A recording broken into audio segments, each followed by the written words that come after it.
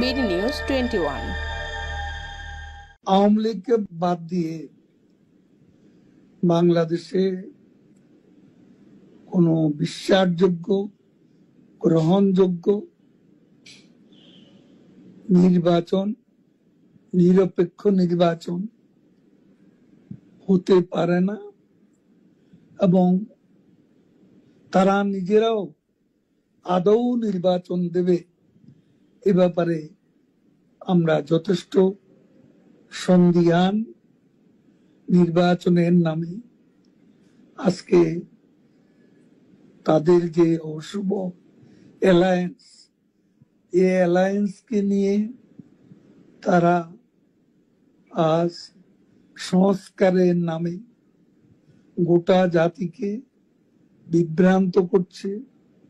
আজকে বিচারের নামে ক্যাঙ্গারু কোর্ট বসিয়ে প্রহসন করছে। এই ধারা আমরা গুড়িয়ে দেব এবং এর বিরুদ্ধে আমাদের প্রতিরোধ চলবে।